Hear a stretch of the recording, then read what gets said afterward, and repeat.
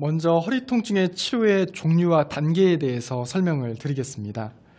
여러 가지 치료가 있겠는데요. 먼저 첫 번째로 약물 치료와 신경 차단술입니다. 디스크에 금만 가면 허리 통증이 생기고 더 나아가 디스크가 탈출이 되면 다리가 당기거나 저리는 증상, 곧 하지 방사통이 생깁니다. 이러한 디스크 손상은 신경에 염증을 일으키거든요. 염증이 약할 때는 소염 진통제를 복용을 하고 그렇게 해서 염증을 줄이고 또 물리치료 정도를 하면 혈액순환에 의해서 그 또한 염증을 줄여주는 효과가 있습니다. 그렇게 해서 허리 통증이 호전이 될 수가 있는데요. 그럼에도 불구하고 허리 통증이 호전이 되지 않는다면 그 다음 단계의 염증 치료인 주사치료, 곧 신경차단술을 고려하는 것이 좋습니다. 소염 진통제를 오래 복용하는 것보다 신경차단술을 받는 것이 부작용도 적고 효과적입니다. 네, 이 얘기는 뭔가 제 지인이랑도 관련이 있는 것 같은데요. 네, 지인이 허리를 삐끗하면요, 정형외과에 근처에 갔잖아요. 네네. 그러면 소염 진통제를 처음에 먹었을 때는 잘 안 듣는 것 같아서 주사를 한번 맞았대요. 네. 근데 그 다음에 갈 때는 주사 놔주시면 안 되냐고 주사를 먼저 찾는다는 거예요. 그래도 네. 되나요? 주사 치료를 이제 맞는 것도 괜찮은 방법입니다. 이제 증상이 가벼우면 이제 약물 치료를 해볼 수가 있는데요. 약물 치료를 해서 약효가 나타나기까지 시간이 좀 걸릴 수가 있고요. 네. 그리고 증상이 심할 때는 약물 치료로 전부 다 해소가 안 될 수가 있습니다. 그런 경우에는 주사 치료가 빠를 수가 있죠. 그래서 약물 치료만 하고 주사 치료만 하고 뭐 이렇게 하기보다는 두 가지가 병행되는 경우가 일반적입니다. 참고로 말씀드리면 약물을 이제 뭐 필요한 기간만큼 짧게 복용하시는 건 괜찮은데요.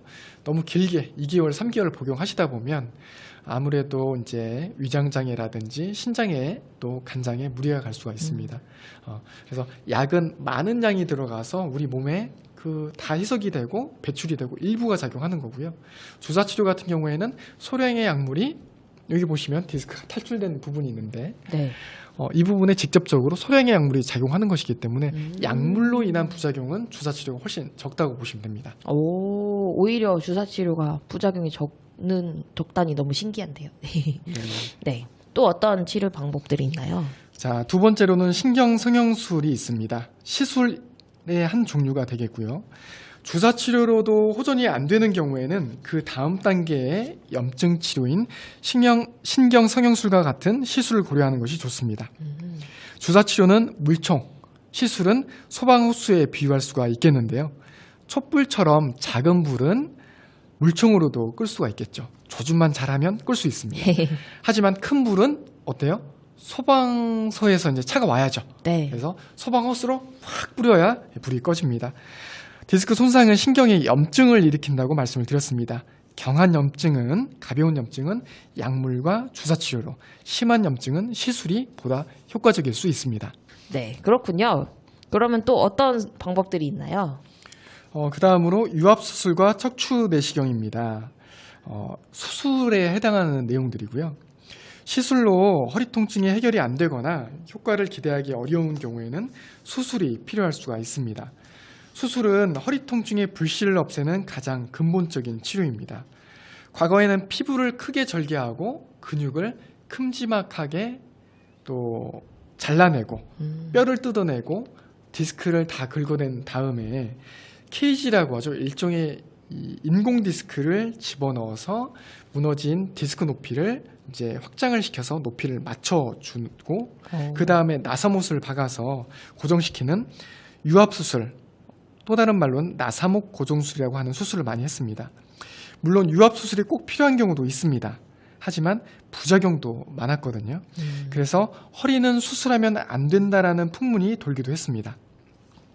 그런데 이제는 시대가 바뀌었죠. 피부를 1cm 정도만 절개를 해서 볼펜 두께 정도의 내시경을 이용해서 근육을 자르지 않고 비집고 들어가 신경을 누르고 있는 부분만을 제거를 합니다. 이렇게 하면 수술 시간은 1시간 내외 정도 되고요.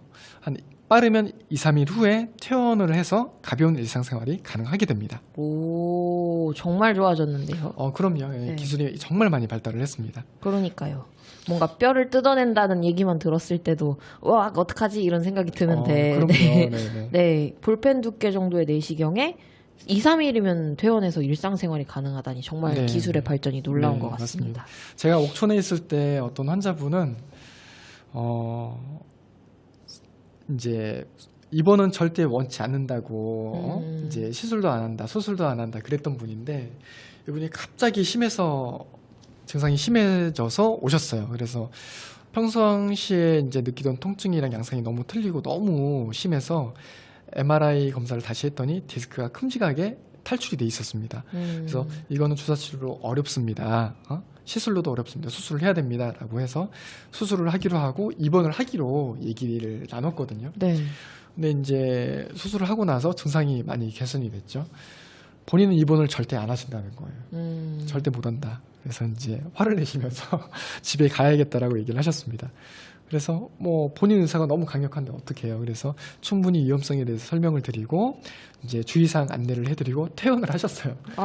당일날 수술하고 당일날 퇴원하는 경우도 있는데요. 아이고. 그만큼도 가능할 수 있긴 한데 이제 추천하는 방법은 아닙니다. 그만큼 회복이 빠르고 증상이 어떤 효과가 이제 빠르게 나타난다는 부분을 이제 어떤 사례를 통해서 이제 말씀을 드릴 수 있을 것 같습니다. 네. 근데 이거 말고도 또 다른 치료 방법이 있는 건가요? 네, 어떻게 보면 굉장히 중요한 방법인데요. 지금 네. 이제 세 가지 분류를 통해서 이제 말씀을 드렸고요. 네 번째는 이제 재활 치료입니다. 비수술적인 치료든 수술적인 치료든 재활이 필요합니다. 이 재활 치료는 단순히 물리 치료나 도수 치료 혹은 기구를 이용한 치료뿐만이 아니라 자세와 생활 습관을 개선해서 자기의 허리를 스스로 관리할 수 있도록 교육과 훈련이 병행이 돼야 됩니다.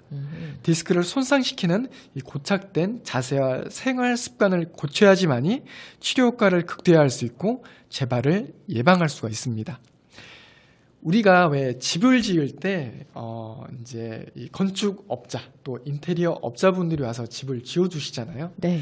그리고 나서 이제 이후에 뭐 어떤 하자 부분이 있으면 그런 부분을 보수하거나 수리를 할 때 내가 안 되는 부분은 이제 또 인테리어 업자분들이 와서 또 수리를 또 해주십니다.